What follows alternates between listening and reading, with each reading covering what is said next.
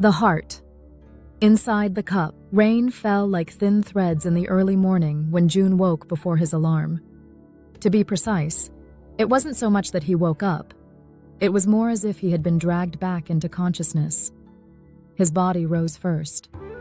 His mind followed slowly, reluctantly. On the phone beside his bed, the numbers he had calculated the night before were still glowing faintly. Rent, credit card payments, his child's tuition, hospital reservation fee, this month's shortfall. June swiped the screen off and swallowed a sigh. He cut it short. He had learned that the longer a sigh lingered, the larger his anxiety became. In the kitchen, he poured himself a glass of water. The cold liquid slid down his throat, but his chest still felt tight and unsettled. 8 hours today, $1,000. That sentence was the only engine pushing his life forward. His wife was packing their child's lunch. It wasn't the smell of oil. It was the smell of life itself. And that made June feel both grateful and deeply apologetic. "You working late again today?" she asked. "Yeah, big order," he replied. "You look really tired lately." Before she could finish, June forced a smile. "I'm fine, as long as I hold on." To June, holding on meant living. But there was no joy in that kind of living. 1. Same factory, same hours, different hearts. June worked at a cup factory. Plastic or ceramic, it didn't matter. The machines produced perfect shapes regardless. Inside that perfection, people sometimes felt unnecessary. June's role was final inspection, checking for cracks, running his finger along the rim, making sure the logo wasn't crooked. He often thought, why should I care this much? I get paid the same anyway. Minho, who worked beside him, was different. He held each cup up to the light longer than necessary. He ran his fingers gently along the rim. He tapped the base lightly, listening to the sound. At first, June thought Minho was excessive. People who were too earnest were always the most exhausting. And June was already exhausted enough. During lunch break, June finally asked, "Why do you work like that? We're all just getting paid the same." Minho set down his tray and thought for a moment. "At first I worked just for the money too," he said. "But one day I was at a cafe.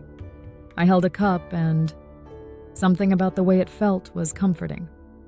So I thought, someone made this for someone else. And maybe I could do the same." June laughed. "You talk like a philosopher."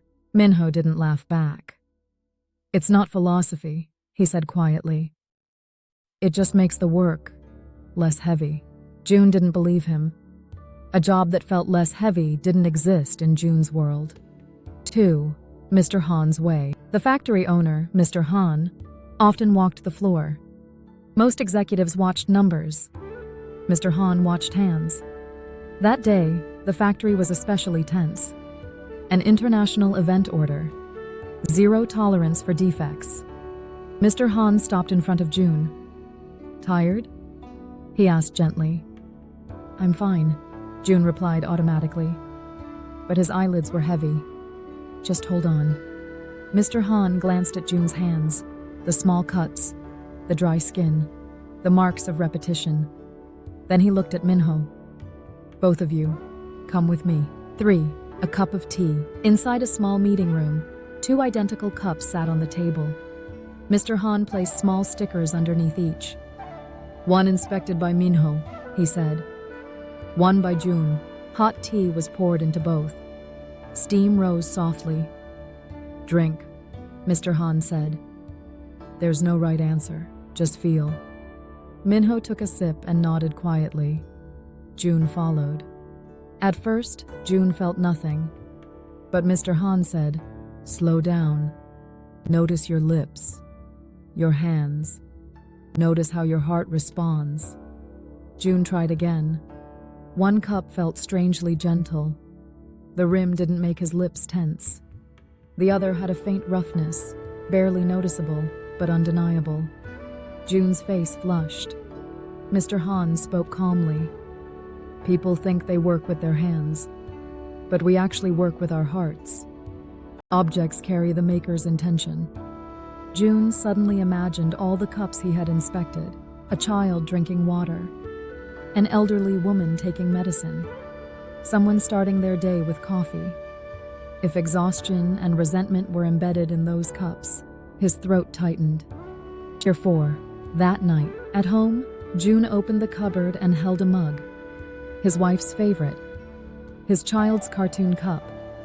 He traced the rim slowly. What kind of heart made this? The thought made his eyes sting. His wife sat beside him. "Something happened today, didn't it?" June whispered. "I think I've been living without meaning." She took his hand in silence. For the first time, June realized, I've been working for money, not for people. And strangely, that realization felt like hope. Same job, different world. The next morning, June stopped by a convenience store and bought a small chocolate bar. Not for anyone in particular, just to try using his heart. At work, he thought quietly, this cup will be held by someone. At first, it felt awkward, but then something changed. His shoulders relaxed. His breath slowed. Minho noticed. "You look different today," June smiled. "The work feels lighter." 6. Work that heals. Days passed. June noticed changes. He wasn't collapsing after work. His sleep deepened, his aches faded, his voice softened, but the biggest change was internal. His job was no longer 8 hours for a paycheck. It became someone's daily touch. 7. The test. One evening at a cafe, June held a warm cup. Someone cared when they made this, he thought. And suddenly, he didn't resent his exhaustion anymore.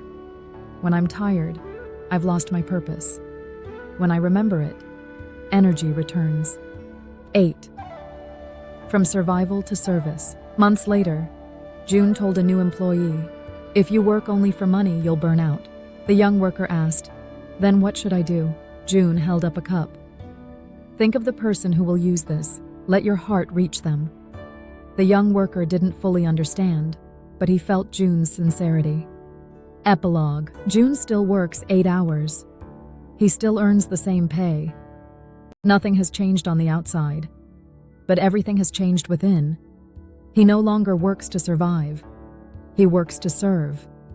And in serving others, he has finally learned how to live. Holding a cup to the light, June whispers, "May your day be a little warmer." And with that, his labor becomes not survival, but healing.